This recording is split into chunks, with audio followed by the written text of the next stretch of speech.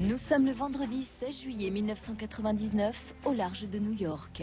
Il est environ 20h40, le ciel est dégagé, il fait beau. John Kennedy Jr. se trouve aux commandes de son avion en compagnie de sa femme et de sa belle-sœur. Il l'ignore, mais aujourd'hui la terrible malédiction qui frappe sa famille depuis plus d'un siècle va le rattraper. Fils du président Kennedy assassiné en 63, John l'orphelin a été adopté par toute l'Amérique. Plus réputé pour ses conquêtes féminines que pour ses engagements politiques, John a longtemps été célébré par les tabloïds comme le célibataire le plus convoité des États-Unis.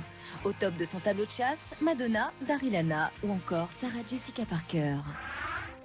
Aujourd'hui, il est marié à la blonde et élégante Caroline Bissett. Caroline est elle aussi une star, une icône de mode. D'ailleurs, ses tenues hippie chic sont copiées par toutes les Américaines.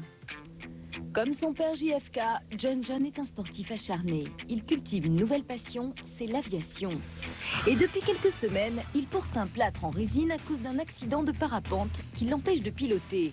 Mais trop impatient de reprendre les commandes de son joujou préféré, il se rend à l'hôpital et se fait retirer son plâtre. Car John ce 16 juillet 99 tient absolument à piloter tout seul son Piper, un avion dernier cri, tout cela pour aller au mariage de sa cousine. La cérémonie doit avoir lieu le lendemain dans une île du Massachusetts, non loin de New York. Tout semble donc aller bien pour John, car depuis le décès de sa mère Jackie 5 ans plus tôt, sa carrière est à son apogée. Il dirige avec succès le magazine politique George et vient de proposer au gouvernement un plan pour une Amérique meilleure. À son tour, il est donc sur le point de conquérir les États-Unis. La malédiction qui décime les membres de sa famille depuis un siècle semble ne plus être d'actualité. 16 juillet 99, 18h30. Il fait beau, les conditions météo sont parfaites. John quitte son bureau avec Lauren Bissett, sa belle-sœur, pour se rendre à quelques kilomètres de là, à l'aéroport d'Essex, dans le New Jersey. Après 1h30 de bouchons interminables, il rejoignent enfin la femme de John, Caroline, pour l'embarquement. Il est 20h38. La nuit commence à tomber.